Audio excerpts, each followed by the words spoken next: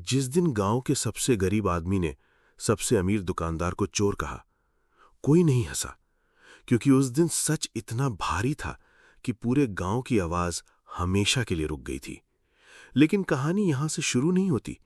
असली खेल तो उससे कई साल पहले शुरू हुआ था, जब एक इंसान ने सोचा कि छोटी बेईमानी कभी पकड़ में नहीं आती और सब चलता रहता। जिंदगी अजीब होती है, ये हर चीज का हिसाब रखती है, चाहे कोई देखे या ना देखे। हर झूठ, हर लालच, हर धोखा कहीं ना कहीं हमेशा चुपचाप लिखा जा रहा होता है। और फिर एक दिन वही हिसाब इंसान के सामने आकर उसकी पूरी दुनिया बदल देता है। भारत के एक छोटे से गांव में गोविंद नाम का दुकानदार कई सालों से रहा करता था। उसकी दुकान गांव के बीचों बीच थी, जहां हर रोज लोगों की लंबी भीड़ लगी रहती थी। लकड़ी की पुरानी अलमारियों में दाल, चावल, तेल और मसालों की खुशबू भरी रहती थी। गोविंद हमेशा साफ सफेद कुर्ता पहनता था और चेहरे पर मीठी मुस्कान लगाए रहता था। लोग कहते थे कि उसके परिवार ने 3 पीढ़ियों से ईमानदारी से दुकान संभाली हुई है। गांव की औरतें अपने बच्चों को बिना डर उसकी दुकान पर सामान लेने भेज देती थीं। लेकिन कई बार सबसे खतरनाक इंसान वही होता है जो सबसे ज्यादा भरोसा जीत लेता। गोविंद की मुस्कान मीठी थी, मगर उसकी आंखों में हमेशा अजीब सा लालच छुपा हुआ था। उसे पैसे से प्यार था और वो धीरे धीरे चुपचाप लोगों को कम सामान देना सीख चुका था। थोड़ा कम चावल, थोड़ा कम तेल, कुछ ग्राम कम गेहूं, ताकि कोई कभी पकड़ ना पाए। उसे लगता था कि इतनी छोटी चोरी इस भागती दुनिया में कोई नोटिस नहीं करेगा। लेकिन वो नहीं जानता था कि कर्म कभी जल्दी नहीं करता, मगर हिसाब पूरा लौटाता है। और बहुत जल्द गोविंद की अपनी चालाकी उसकी जिंदगी को पूरी तरह तबाह करने वाली थी। गर्मी की एक दोपहर थी जब रामू अपनी पुरानी साइकिल लेकर गोविंद की दुकान पहुंचा था। उसकी साइकिल की टूटी चेन हर पैडल के साथ दर्द जैसी धीरे धीरे आवाज निकाल रही थी। पीछे बंधे मिट्टी के बर्तन में ताज़ा मक्खन रखा था, जिसे कमला ने सुबह प्यार से बनाया था। कमला रात से जाग रही थी ताकि मक्खन समय पर तैयार हो सके और घर के लिए कुछ गेहूं मिल जाए। रामू गरीब था, मगर चाहे हालात हमेशा कितने बुरे हों, मेहनत से कभी पीछे नहीं हटता था। उसके घर की दीवारों पर दरारें थीं और छत हर साल बरसात में बुरी तरह टपकने लगती थी। लेकिन फिर भी उसने कभी अपनी जिंदगी में किसी के सामने हाथ नहीं फैलाया था। हर सुबह वो सिर्फ उम्मीद के सहारे 3 किलोमीटर दूर दुकान तक चुपचाप साइकिल चलाता था। दूसरी तरफ गोविंद अपनी दुकान में बैठा मुस्कान के साथ लोगों को सामान देता रहता था, मगर उसकी आदत बिना किसी को पता चले धीरे धीरे और खतरनाक होती जा रही थी। वो तराजू में थोड़ा खेल करता और लोगों को कुछ ग्राम कम सामान देकर पैसा बचाता था। उसे लगता था कि गरीब लोग ना तो कभी हिसाब पूछेंगे और ना ही सच आसानी से समझ पाएंगे। सालों तक यही चलता रहा और गांव में कभी किसी को उस पर जरा सा भी शक नहीं हुआ। लेकिन लालच इंसान को अंधा बना देता है, और गोविंद के साथ भी धीरे धीरे यही होने लगा। एक दिन उसने रामू को जाते हुए देखा और अचानक उसके मन में एक शक पैदा हो गया था। उसे लगा कि शायद ये गरीब किसान भी उसे इतने सालों से कम मक्खन देकर बेवकूफ बना रहा है। बस यही सोच उसके अंदर आग की तरह फैल गई और उसका दिमाग गुस्से से पूरी तरह भर गया। उस दिन पहली बार उसने रामू के दिए मक्खन को अपने तराजू पर रखकर तौलने का सोचा था। उसे बिल्कुल अंदाजा नहीं था कि ये छोटा सा फैसला बहुत जल्द उसकी पूरी दुनिया हिला देगा, क्योंकि कई बार इंसान दूसरों के लिए जो जाल बिछाता है, आखिरकार उसमें खुद ही फंस जाता है। गोविंद ने जैसे ही मक्खन तराजू पर रखा, उसकी आंखें गुस्से से अचानक पूरी तरह फैल गईं।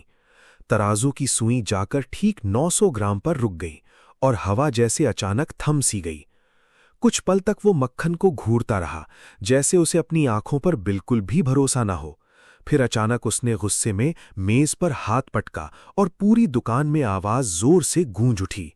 धोखेबाज है वो किसान, 5 साल से हमेशा से ही चुपचाप मुझे बेवकूफ बना रहा था। उसकी आवाज सुनकर दुकान पर खड़े लोग तब हैरानी से एक दूसरे को देखने लगे थे। गोविंद का चेहरा लाल हो चुका था और उसके अंदर बदले की आग पूरी तरह भड़क चुकी थी। उसे लगा कि अब पूरे गांव के सामने आज रामू की इज्जत मिट्टी में मिलानी ही पड़ेगी। वो बिना समय गंवाए गुस्से में तेज कदमों से सीधे गांव की पंचायत की तरफ चल पड़ा। गांव के बीच पुराने पीपल के पेड़ के नीचे पंचायत हमेशा की तरह वहां लगाई गई थी। धीरे धीरे पूरा गांव जमा होने लगा, क्योंकि सब जानना चाहते थे कि आखिर मामला सच क्या है।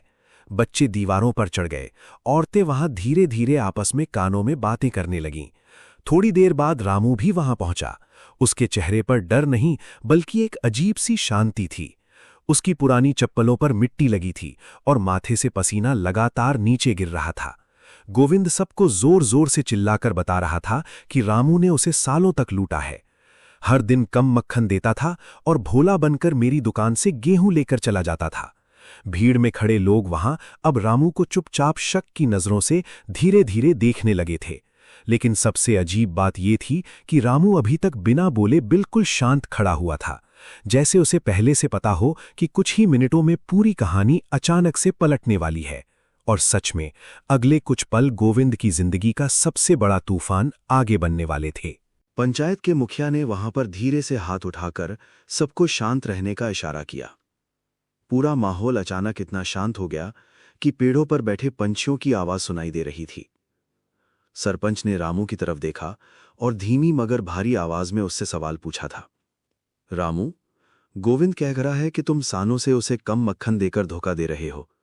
क्या तुम मानते हो कि तुम्हारा मक्खन इतने सालों तक 1 किलो से कम निकलता रहा?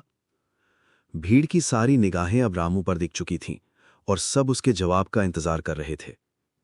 रामू ने धीरे से अपनी आंखें उठाईं और कुछ देर गोविंद की तरफ शांत नजरों से देखा।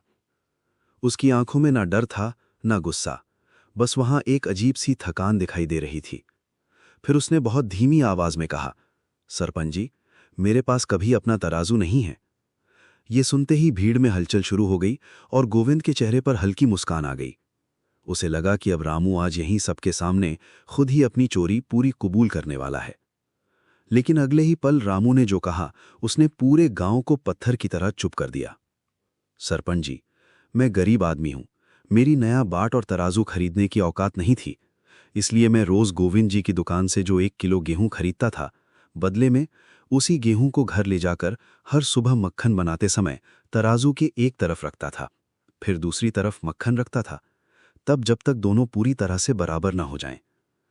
कुछ सेकंड तक पूरा गांव बिल्कुल शांत खड़ा रहा, जैसे किसी ने सबकी आवाज छीन ली हो। सरपंच ने धीरे से गोविंद की तरफ देखा और उसकी आंखों का रंग अचानक बदल चुका था। अब सब समझ चुके थे कि अगर मक्खन 900 ग्राम था तो गेहूं भी उतना ही पहले था। और उसी पल गोविंद को समझ आ गया कि उसका अपना धोखा आज उसके सामने खड़ा है।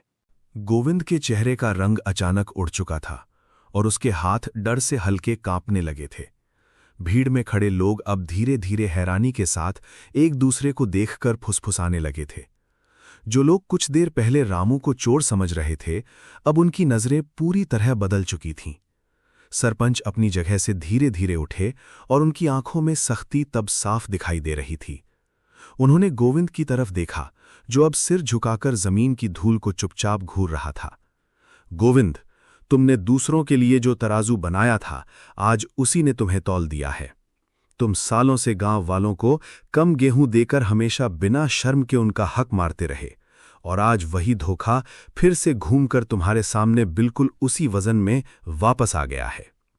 गोविंद कुछ कहना चाहता था, लेकिन उसके होठों से एक शब्द भी बाहर नहीं निकल पा रहा था, क्योंकि जब सच अचानक सबके सामने खुलकर आ जाता है तो वो इंसान को अंदर से तोड़ देता है। भीड़ में खड़े बुजुर्ग लोग गोविंद को गुस्से से देख रहे थे और औरतें बातें कर रही थीं। अब सबको समझ आ चुका था कि गांव के कई लोग उसके हाथों सालों से चुपचाप ठगे गए थे। गोविंद को लगा था कि इस दुनिया में छोटी बेईमानी कभी आसानी से पकड़ी नहीं जाएगी, लेकिन कर्म धीरे चलता है, मगर जब लौटता है तो इंसान को पूरी तरह अंदर तक हिला देता है। सरपंच ने पंचायत का फैसला सुनाते हुए कहा, गोविंद को अब सबका नुकसान लौटाना होगा और रामू को पिछले 5 साल का पूरा हिसाब गेहूं के साथ तुरंत ही वापस दिया जाएगा।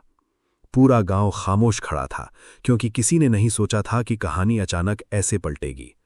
गोविंद की आंखों में अब डर नहीं बल्कि शर्म दिखाई दे रही थी, जो उसे तोड़ रही थी। उसे पहली बार समझ आया कि इंसान पैसा खोकर नहीं, इज्जत खोकर सबसे ज्यादा टूटता है। और उस दिन गोविंद की लालच भरी जिंदगी हमेशा के लिए बर्बादी की तरफ बढ़ चुकी थी।